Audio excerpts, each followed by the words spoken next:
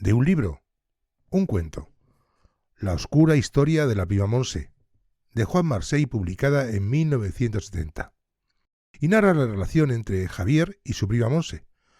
A través de los recuerdos y reflexiones de Javier, se reconstruye la vida de Montse, marcada por el deseo de libertad y las restricciones impuestas por la sociedad de la época. Explora temas como la represión, el deseo y la fragilidad de la memoria. La novela es una crítica sutil a la hipocresía social y a las imposiciones morales de la España de la posguerra.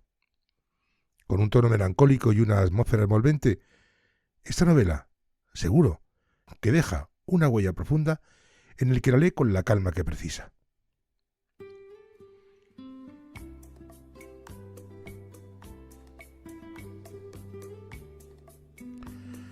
En la Barcelona gris y apagada de la posguerra, entre callejones oscuros y edificios de piedra fría, vivía un joven llamado Javier.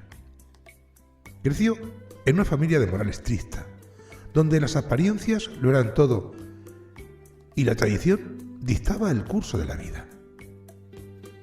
Entre todos los miembros de su familia hubo una persona que siempre lo intrigó, su prima Montse, porque ella era diferente, distinta a las otras jóvenes de su edad.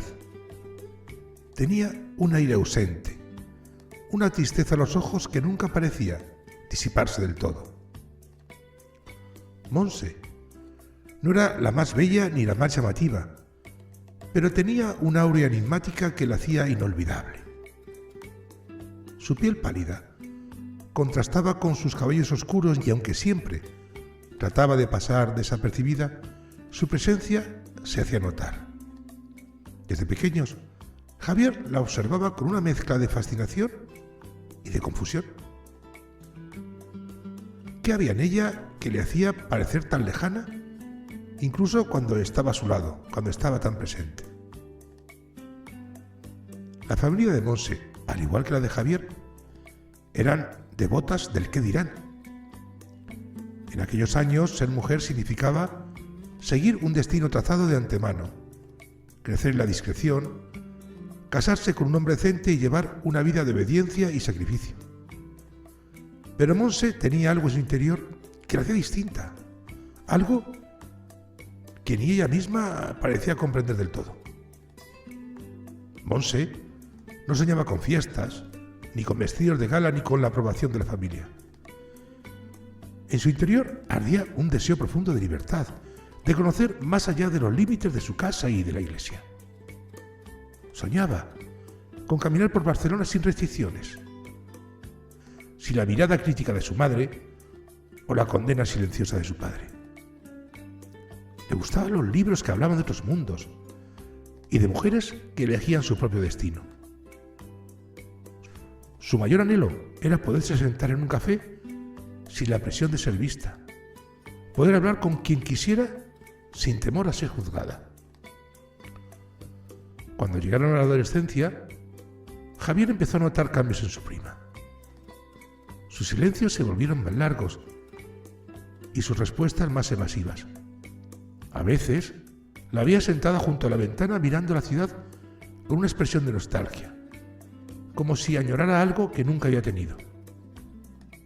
Con el tiempo, se enteró de que Montse había conocido a un hombre, y no era un pretendiente aprobado por la familia. Era un joven de ideas modernas, de esos que no temían cuestionar las normas impuestas por la sociedad. Se rumoreaba que hablaba de libertad, de sueños y de cosas que en casa no se mencionaban. Montse se enamoró, o quizás creyó hacerlo, y a escondidas comenzó a verse con aquel hombre, sintiendo por primera vez que su vida podía ser diferente, que tal vez había un mundo más allá de las paredes de su casa y más allá también de las expectativas familiares. Sin embargo, en una sociedad donde el honor de la familia recaía sobre los hombros de las mujeres, Montse no tardó en ser descubierta. Un día, alguien la vio con él, y antes de que pudiera darse cuenta, su nombre se había convertido en el murmullo y el escándalo entre las paredes de su casa. La reacción de la familia fue fulminante. Montse fue llamada a rendir cuentas con sus padres, porque la miraban con decepción. Y vio a su madre llorar en silencio, como si su hija ya estuviera perdida para siempre.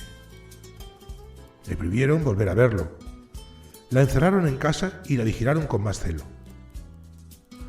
Las salidas se hicieron escasas. Los susurros a su alrededor aumentaron. Javier, que hasta entonces nunca había comprendido el dolor de su prima, empezó a verla con otros ojos. Se preguntó si Monse había cometido realmente un error o simplemente había sido castigada por querer algo distinto. Los días pasaron y Monse dejó de luchar. Sus ojos, antes llenos de un fuego oculto, se apagaron poco a poco. Dejó de hablar de sus sueños, de sus anhelos, y aceptó el destino que le habían impuesto. Su vida se convirtió en una rutina silenciosa. Se comprometió con un hombre aprobado por la familia, un hombre correcto, sin brillo y sin preguntas incómodas. Javier, con el tiempo, se alejó de ella. La vida pues le llevó por otros caminos y, aunque pensaba en Monse, la recordaba como una historia del pasado, como una sombra de lo que pudo haber sido. Pasaron los años y cuando la guerra quedó atrás, Barcelona cambió. Se llenó de luces, de movimiento, de una modernidad que contrastaba con los recuerdos de su infancia. Un día, muchos años después, Javier recibió noticias de Monse. Se había casado, había tenido hijos y llevaba una vida en apariencia tranquila. Pero algo en su voz, cuando la encontró de nuevo, le dijo que nunca había sido realmente feliz. Se vieron una tarde en un café en el centro, y por un momento le pareció ver en sus ojos el reflejo de la joven que una vez había querido desafiar el mundo. ¿Te acuerdas de aquel hombre?, le preguntó Javier con cautela. Monse sonrió, pero no era una sonrisa de felicidad. Hace tiempo que ya no pienso en él, respondió. Javier supo que era mentira. Al despedirse, Javier sintió algo que quedaba incluso en la historia de su prima. La vio alejarse por la calle, envuelta en su abrigo oscuro, y supo que Monse nunca había dejado de ser aquella joven que miraba la ciudad con nostalgia, soñando con una vida que nunca llegó a tener. Y así, la oscura historia de la prima Monse quedó suspendida en el aire, como un secreto que solo el tiempo se atrevería a desvelar.